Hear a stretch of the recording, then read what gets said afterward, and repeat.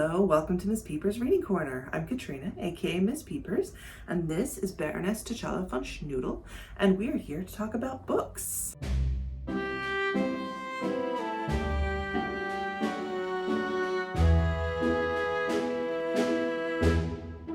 Now, I haven't done one of these before. This is a response video. A few weeks ago, Leandra at Leandra the TBR0 posted a video asking for very specific book recommendations from Booktube. So rather than write a novel in her comments, I decided I would just make a video. Now, I will post her original video below. In addition to asking for recommendations, she also provides a few for each prompt.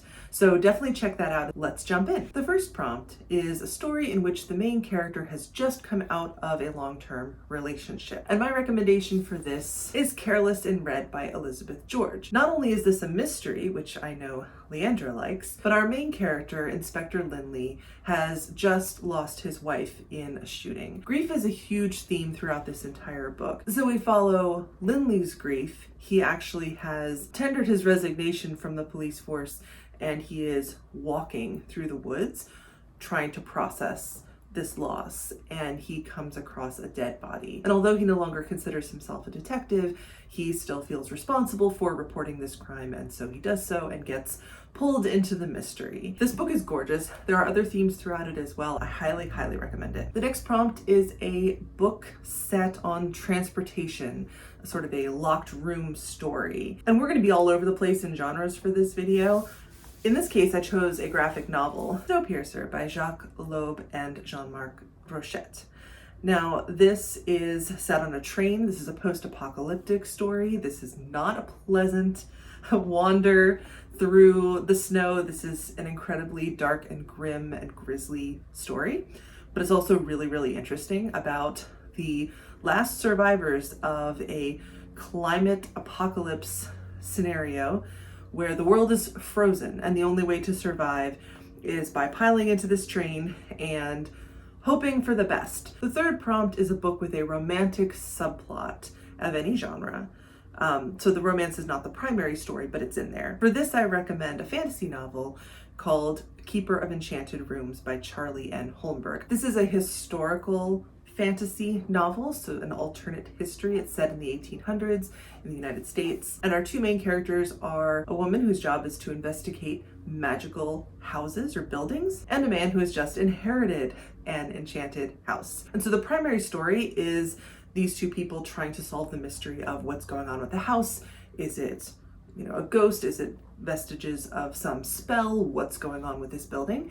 But then over time, and it is a slow burn, over time, they gradually fall for each other. The fourth prompt is a book set predominantly in October. And I can give you a book that's set entirely on October because it takes place over the course of one night. And that is Something Wicked This Way Comes by Ray Bradbury.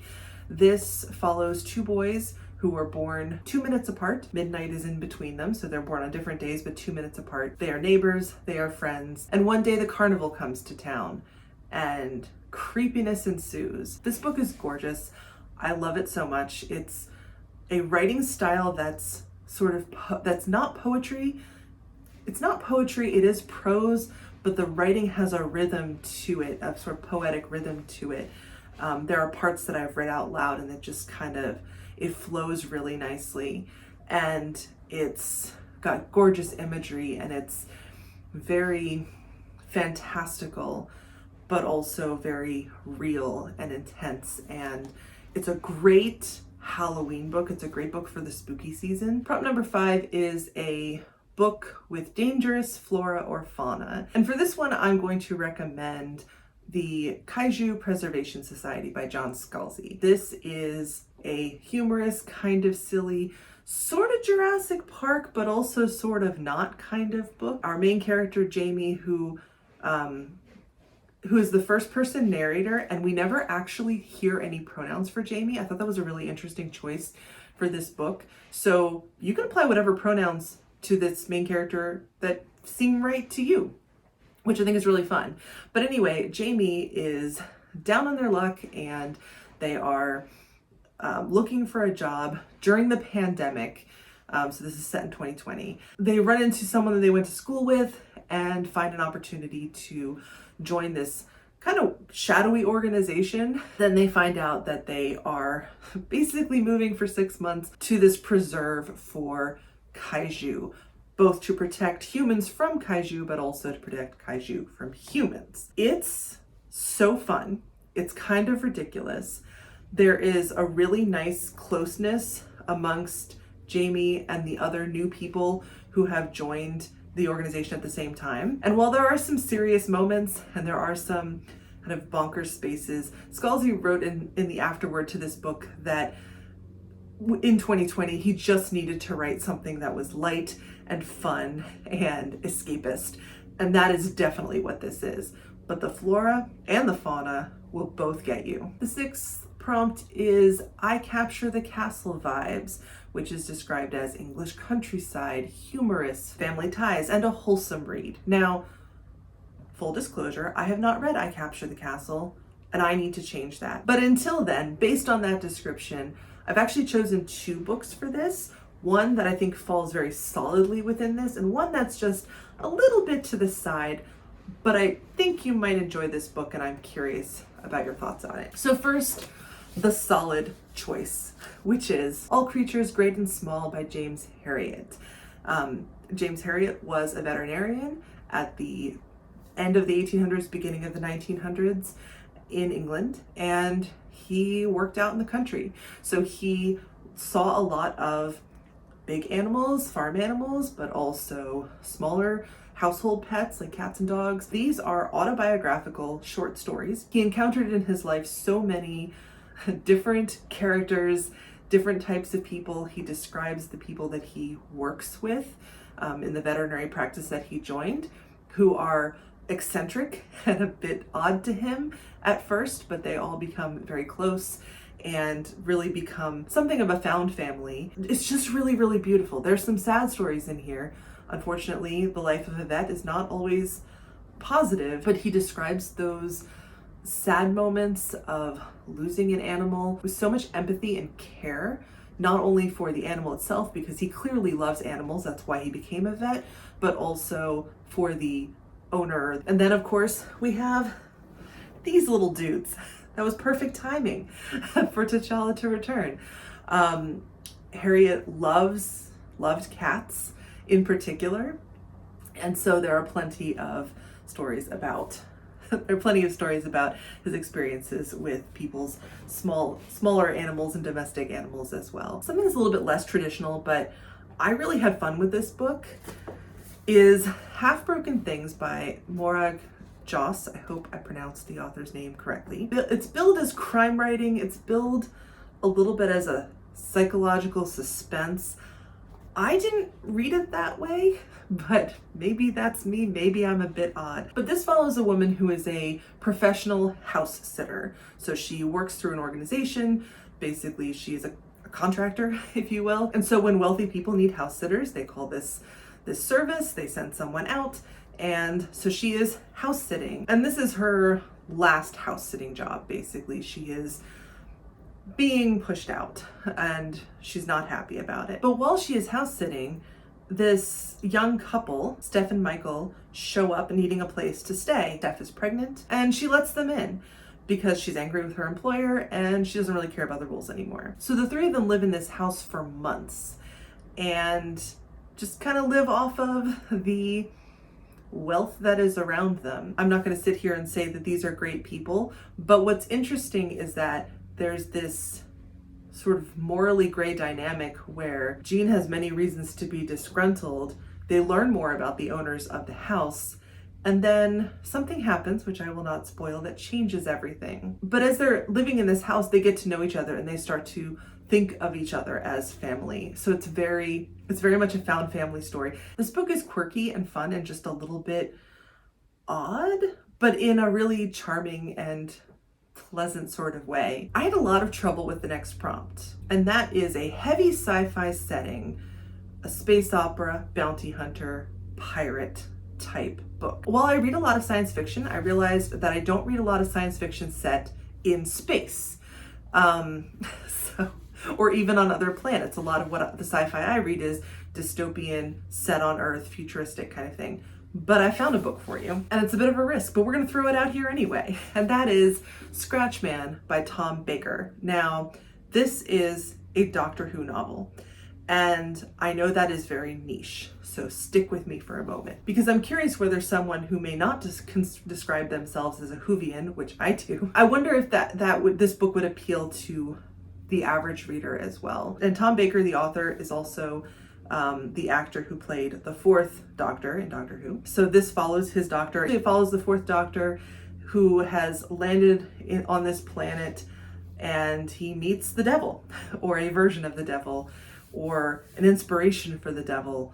I'll let you decide. It doesn't get much more space opera, bounty hunter, pirate than Doctor Who. And there's a line in this book that I particularly like that I keep coming back to. Having friends is nothing to be afraid of, I reassured them. They're there for the small things in life, laughing at your jokes, drinking your tea, rescuing you from dungeons. Friends remember you how you'd like to be remembered and forget the rest. Friends turn up at the last moment. Friends tell you to keep running. Some friends make us kinder, some friends make us sharper. But with friends around, there's always someone to tell you when you're wrong. And sometimes they're right. I just found this book to be so fun. And if you're a fan of Doctor Who, then you can hear Tom Baker's voice in the Doctor here. But if you're not, I think it's still fun for folks. I'm curious actually to see if someone who is not a huge Doctor Who fan would still like this book. The 8th prompt is a book with D&D vibes, Dungeons and Dragons vibes, either an adventurous or a cozy sort of book. I have 2 recommendations. The first is The Bookshop and the Barbarian by Morgan Stang. This is a cozy, humorous story about a woman who wants to open a bookshop. She's saved up money, she buys a property, and so she shows up in this town to claim that space, and she runs into all sorts of D&D tropes. She has to go to the tavern to hire an adventurer to help her evacuate some goblins from this bookshop that she's purchased. There's magic, there's a little bit of romance. To me, when I was reading it, it felt so much like a D&D game, or that space between games, and I almost hesitate to say this, I liked it more than Legends and Lattes. I enjoyed Legends and Lattes, don't get me wrong, but this is so much cozier even than that in my mind. So that's recommendation number 1. Recommendation number 2 is The Player's Handbook for D&D. If you're looking for D&D vibes, the best place you can go is a D&D game. Should we start one for booktubers? Prompt number 9 is a Scooby Gang cast. So this is a story with a group of people who are a cohesive unit. They work well together. They don't have a whole lot of internal conflict, and they're trying to solve or achieve something together. And I'm going to recommend Miss Percy's Guide to the Care and Feeding of British Dragons by Quenby Olson. This follows a middle-aged woman, she's in her 40s, who has never married, she doesn't have children, and one day she gets an inheritance from this uncle that she sort of remembers from when she was a child, but she hasn't talked to him in a really long time. He sends her a trunk full of all sorts of stuff, and one of the items in that trunk is what turns out to be a dragon's egg. And she didn't even know that dragons were real, but apparently they are, because now she's got a baby dragon. And it's just such a lovely, lovely time. There is conflict, there is the potential for harm, but it does not come from inside. So she ends up confiding in the village vicar, and they go together to her uncle's house to take this dragon. And while there are villains in this story, it's all external. It's this Victorian, maybe Edwardian era novel. So we've got the historical fiction along with the fantasy, and it's just really, really fun. Also, this main character, Miss Percy, is a delight. And I want to be here when I grow up, even though she and I are basically the same age. Prompt number 10 is a time-sensitive novel, a story with a ticking clock. And so for this, I came up with Around the World in 80 Days by Jules Verne. Now, this definitely comes with content warnings, and there are references that have not aged well, so I do want to put that out there and acknowledge it. However, this is a fun adventure story about a guy who claims that he can go around the world in the course of 80 days. It's Victorian, so he takes a balloon, he takes a train, he takes a ship. He finds these different types of transportation and he goes around the world. And he has a lot of adventures. He meets people along the way. Again, because he's experiencing different cultures as a Victorian British man, a modern retelling of this story would take a little more care with some of the descriptions. So that is definitely there. But overall, the story is a lot of fun. If anyone has done a modernized version of this book, that would be interesting. Anyway, I digress. It's a lot of fun. It's a romp. It's silly, and I recommend it. Prompt number 11 is Luxury in Space. And like I said earlier, I don't read a lot of space-based science fiction. However, I did come up with one, and that is The Hitchhiker's Guide to the Galaxy by Douglas Adams. And the reason that I say this is luxury in space is that while the main characters are in fact hitchhiking, so they're getting what they can get, a good portion of these books are spent in a really high-end, cutting-edge spaceship. And it is very luxurious, even though our main character, Arthur Dent, has a really hard time feeling any kind of luxury because he has been removed from his home, both his house, but also his planet, both of which are no longer there because they were destroyed in the first chapter to make room for an interstellar bypass. These books are fun, they are silly, they are clever, and they are like the epitome of British humor and satire. And finally, the last prompt is a book with a cat or cat-like characters. And you came to the right place, to the Childless Cat Lady. This is very specifically for Leandra because I'm gonna get you to read some Terry Pratchett. I've decided that's my goal. Hope that's not weird. Here we are. I recommend The Amazing Maurice and His Educated Rodents. The main character, the title character, Maurice, is a cat. And Maurice and his educated rodents lived behind the Wizards University, and they all may have grabbed some scraps from the dumpster that had a bit of magic still in them, and now they are sentient, they can talk, they can reason, they have a higher intelligence than their non-magical compatriots. And so they band together and they adopt an orphan boy and they hit the road to basically do a Pied Piper scam to make money. This book is so ridiculous. It's fun. It's hilarious. I love Terry Pratchett. And although this is set in the Discworld universe, and the Discworld series itself is huge, it's 42 books, this can be read as a standalone. You don't need any prior knowledge of Discworld to read this book and know what's going on. And so it's a really good entry. It's a good starter book to that series. Gonna read some Discworld. It's gonna happen. I'm gonna keep bugging you until you read Discworld, Leandra.